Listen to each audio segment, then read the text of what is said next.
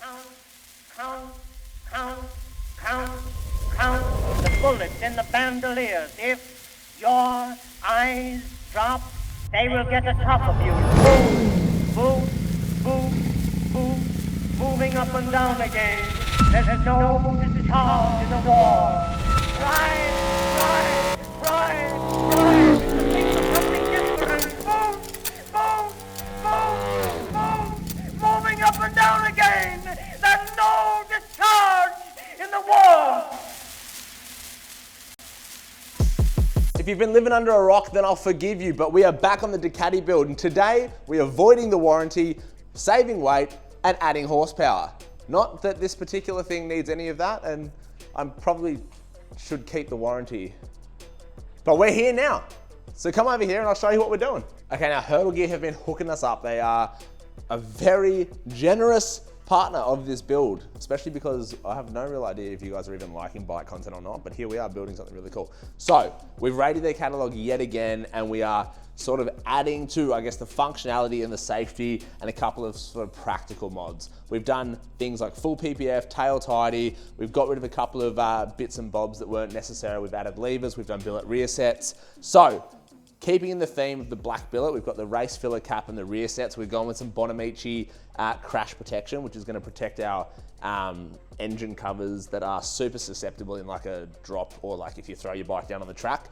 We have got Speedo Angel's Nano Glass, which is basically a screen protector, cuts down glare, that sort of thing for our full color digital display on this bike.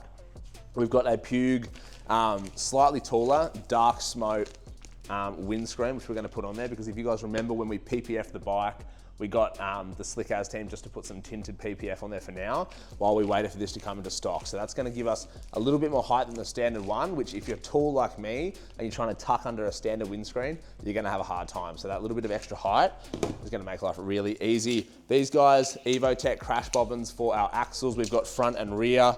For those, very lightweight, so I'm not really worried about adding that weight. Plus, it's gonna protect this bike if we do ever drop it, falls over in the race trailer or anything like that. Moving down to the high ticket item, we have got our full titanium and carbon Van Diemen slip-on exhaust. This bike has just hit its 1,000 Ks. It's about to go in for its 1,000 K service, so we can finally start throwing some performance mods at it. The standard muffler is f***ing heavy, f***ing ugly, and it sounds like a German sewing machine when it's fired up. It's not what this bike should sound like or even look like. So we've got this, it's got two mufflers, they're asymmetrical, it's a really cool design. Quite an affordable system too. We've already removed the DB killers because we ain't no and it also comes with a heap of carbon bits to help basically fill in the voids that are left from the standard muffler, I guess. So that's gonna be exciting. They hooked me up, big shout out to Van Diemen. One thing I don't appreciate is that there are no instructions, so wish us luck. Anyway, this is gonna be a complicated episode because unlike a lot of bikes, you wanna replace the windscreen, you gotta replace the full nose cone of this thing. Crash protection, we've gotta pull all the fairings off, same as the exhaust. I ordered a servo eliminator, like a servo buddy, hasn't come yet. It's gonna be a cluster, but that's what we're here for. So let's dive in. Okay, we're gonna start things off with the easy and simple job for today. And I say job because everything after this is a nightmare, because I don't know why in Ducati's infinite wisdom they decided to make everything really complicated, but standard Italian bike things, I suppose. So these are our Evotech axle sliders. They are a super cheap and worthwhile mod, because if you drop these things or you throw them down the road, these are all the little bits that we're going to be fitting today, a lot of them, that are going to help protect your bike and give you that extra chance of being able to ride home or just pick it up and keep going. I think they're made out of basically like a Delrin type slider, and honestly, super simple. They come on the threaded rod. They are side and front to rear specific, and you literally just push them through and they're going to sit over your sort of your importing componentry like that.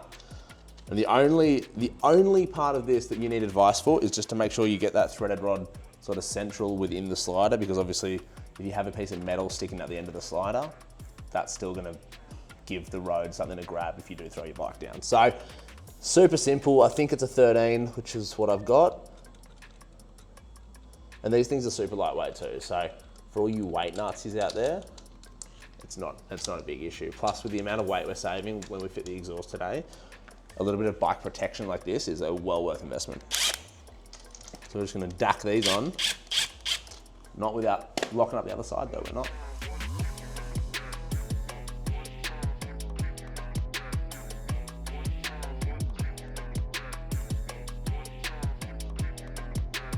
Okay, now this is a very sport bike specific and tool rider specific thing that we're doing now, but is important. I've already noticed on this thing that with the standard height windscreen, very hard to sort of like tuck under and clear the wind drag. So finally these came back into stock. The homies at Hurdle Gear hooked it up, and it is basically gonna be a replacement windscreen. Not only is it a darker tint, but it's actually what I would call like a double bubble design, which is sort of like an old school way of basically just saying that we're gonna be sitting around 2 inches taller. So it's still the same profile, I guess, and it doesn't extend up other than just that hump. So I think it's gonna be really sick. It's also super practical. They do a couple of different tint options, light, medium, and dark, I think. Obviously, when you're in the full tuck, you still wanna be able to see through it. So we went, I guess, what is the medium tint? So that we can still see through this when we're in the tuck position. If you go full dark, it looks mad, but it's not that practical. And if you go the light tint, I think it could always be darker. So there you go. To remove this, I don't know why Ducati has done what they've done, but let me quickly run you through it. Basically, if you've ever seen a T7 Torx bit, you'll know that it is literally the size of my cameraman's small. And these are, whilst they look like rivets, they're not. It's like a rubberized nut on the back and a T7 Torx bit to hold them in. That all sounds well and good, but guess what is not accessible? This one and this guy, and then them two little motherfuckers. So the good news is it's only a really complex job to get this windscreen off. You've got to remove this entire nose cone to get to. So I guess let's hook in and see how this goes. I'm hoping I can do it. I'm sure I'll be able to get it apart. It's whether I can get it back together is what I'm a little bit skeptical of, but one way to find out, let's go.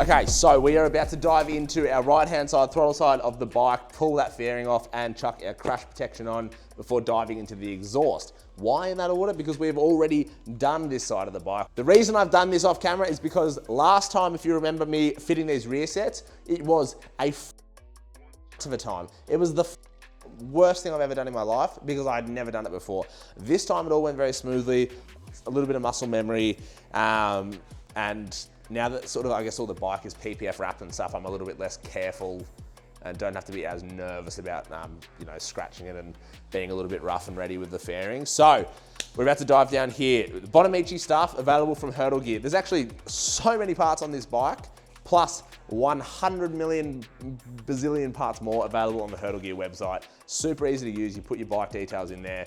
It's gonna filter out all the products that don't fit your bike and only show you the ones that do.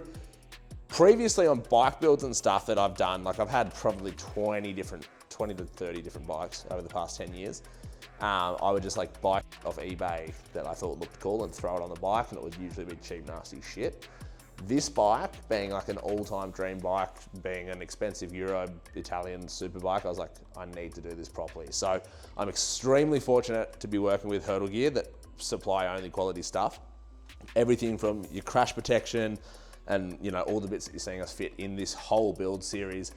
I really like sticking with brands when we find them. So our crash bobbins on the axles are a very similar finish to our Evotech levers because it's the same brand. And then when it comes to the billet parts that we're adding, we've got our Rizoma Aero billet mirrors, we've got our Bonamici billet fuel filler, we've got our Bonamici billet rear sets, and our Bonamici billet crash protection. It's all identical looking. It's the same anodized finish. It's the same, you know, milled out billet finish. Like it all looks I guess, cohesive. It's not a whole bunch of different brands and stuff. And I know a lot of you guys would probably go, oh man, that would have looked sick with a carbon engine cover. I agree, but it serves no purpose. The second you drop this bike or throw it down the racetrack with a carbon engine cover, it's gonna explode. And guess what? It's not gonna protect your engine. You're up with all your oil down the track. So these ones, billet, it looks sick. It actually is gonna protect your bike. For 775 bucks, I think it's a worthwhile investment. I'm sort of dragging my feet a little because this has got me really nervous. And I know once I put this on, then I have to do that. And I'm skilled. Princess, I'm skilled.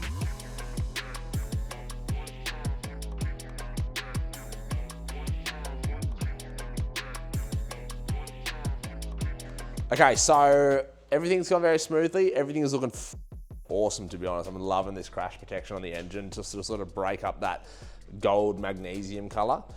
This is the exciting bit. Forever, this bike has needed an exhaust. I just had to get it to that 1000K mark so that we can chuck it on, go get it serviced. They unlock the full functionality of the bike, etc. They can clear the engine code, blah, blah, blah. This is the Van Diemen full titanium slip-on. It is one of the more cost-effective options on the market. Put it into perspective for you guys. You think you are paying a lot of money for a full drive exhaust? The full Akrapovic exhaust system for this bike, headers, etc., is 18,000 Australian dollars before install. $18,000. The slip-on alone is $6,000. It's cooked. This comes in at around $3,000 and is carbon tip, full titanium, and beautiful looking. And the cool thing about these is I don't think you need to worry about headers on the V4s because the catalytic converter and the muffler and the valve system is all in that underslung muffler. So we just remove that. We save multiple kilos and get rid of a massive restriction, and then you can replace it using these mufflers. So we've got two of these Van Diemen mufflers. They're actually asymmetrical. So I think one has to be asymmetrical because of the side of the kickstand, and then the other one is going to come out a little bit, which is kind of cool. And then we've got these gorgeous titanium link pipes as well. So we're going to reuse the exhaust clamps that are on there, and it should just bolt straight up, I think, hopefully. The only thing that's going to be a little bit tricky is that Van Diemen don't have instructions because this exhaust system and the bike is still brand new to the market. So we're sort of going to see what happens. There's a whole bunch of hardware that goes with it. It's going to be a little bit complicated, but what's really cool about this is it comes with the DB killers, so if you're worried about noise, these come fitted in the mufflers already. I've removed them because I ain't no. So we've f***ed those off for maximum noise. This thing barely gets ridden, and when it does, it's doing what it does best. So sound is sweet. If you were daily riding yours, maybe keep them in. But just from this, plus you partner that with like a tune or an up map, it's gonna give you a 6% increase in power just from that slip-on, which is 12 horsepower when we're talking about a bike that's 214 horsepower standard. So you're gonna go right up into the 220 horsepower from a naturally aspirated bike that's gonna be weighing close to 180 kilos is ridiculous from a power to weight ratio. And it'll finally sound like as good as it looks, if that makes sense. Because this thing looks mad and you start it up and it's just like, ugh, embarrassing. So I'm really excited for that. They come with a whole bunch of carbon pieces too, because obviously once we get rid of that muffler, there's a big empty void under the bike that's gonna need filling. So it's really sick that they have the carbon. It is a matte finish carbon, like a satin. I've got some 2K gloss clear. I'm gonna put it on the bike. If I think it needs to be cleared gloss to sort of go with the glossy bike, then I'll pull it off and do that off camera, but I'm just gonna get this exhaust on now and let's see how it sounds. Like I mentioned already, I've ordered a servo buddy to delete the valves out of the muffler system. It hasn't arrived yet, so I don't know how this thing's gonna run. Probably gonna throw an engine light, see if I care. We're gonna send it anyway. This is either gonna go really smoothly or really fast. But the important thing is we're doing it together. Shall we?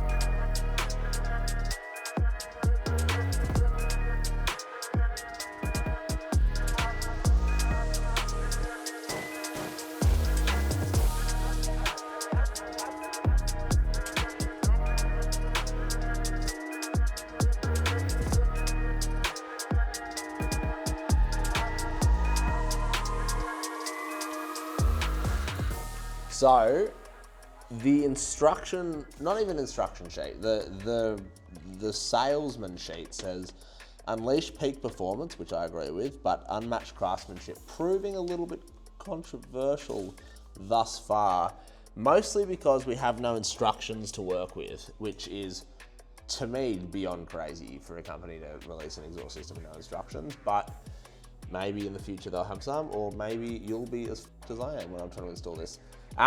It's sort of lining up. Again, I don't know if this is correct, because all I can go off is photos on the website that have all the fairings on, so you can't see how the link pipes are run, and a whole bunch of hardware with no labeling or instructions. So it is f***ing confusing, to say the least, but I think this is sort of how it has to go. This muffler has to sort of go here, and with a little bit of fan dangling and sort of everything loose, I think maybe we'll get it to all sort of bolt up. This is one part of the nightmare. The second part of the nightmare is going to then be trying to get the carbon fairing sort of extensions to bolt up as well, and get it all sort of, I guess, like panel gapped nicely. But look, we're getting there. I would recommend making sure before you buy an exhaust for your exotic Ducati, make sure you choose one that has instructions, because this is proving to be a little bit of a... But I think the end result will be worth it. I think it's gonna look sick, sound sick. We're running out of daylight, and I'm hoping we can get it done today, because I do not wanna leave here and not have heard this thing sing, you know what I mean? That would not be fair. We've got the servo motor out of here. This plug you wanna just keep semi-accessible, because that's where your servo eliminator goes. So once that arrives, we'll just rip that side fairing off, bang that in, and then cable tie it up out of here. That valve motor alone is like really heavy. So we're saving heaps of weight here, which is good. It's all down low as well, which is nice. So yeah, hopefully we can get this buttoned up at least somewhat, and then, look, I don't know. When it goes in for its 1,000K service, I might just get the team just be like, hey, have a squiz. What do you reckon? But yeah, we've got a bit to go, so let's hook in.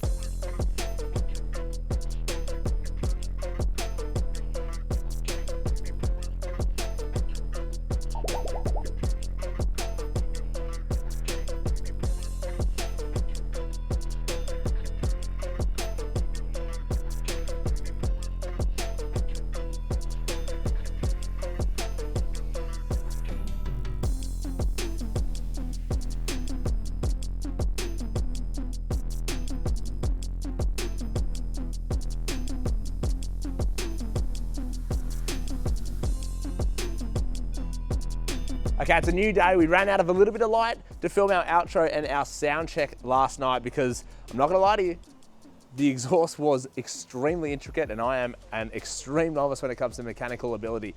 Anyway, let's run you through a lot of the bits and pieces we did. Hurdle gear, massive shout out, they have hooked it up. We've got our Pugue screen, the double bubble, it looks sick. It's a little bit darker than what we had on there. It looks the absolute business. I'm frothing it. We've got our axle sliders on down the front and the rear. Again, it looks absolutely incredible. We've got our billet engine covers from Bonamici. It matches our mirrors, it matches our rear sets, our fuel filler cap. It's all looking really, really nice. And then most importantly, we've got our Van Diemen carbon fiber and titanium slip-on exhaust and link pipes. It's decatted, it's straight through, it's loud as f. The bike hasn't been tuned yet, so it's not running super mint, but we've got another episode in the future where we will tune this thing and maximize the performance aspects of that exhaust system. We skipped through little bits and pieces in the episode because I was honestly just watching some YouTube tutorials, trying to look for instructions on bits and pieces and work out how to do it. This is a very complicated bike with a lot of electronic systems, so I had to be super careful, but I think the end result, this thing is just looking freaking phenomenal, man. Like, it just looks so gorgeous. I'm absolutely frothing it. There's only one thing left for us to do now, and that is listen to it. I've had a listen off camera. It sounds unbelievable. You guys are gonna absolutely love this. So without further ado, this is Cold Start. Enjoy.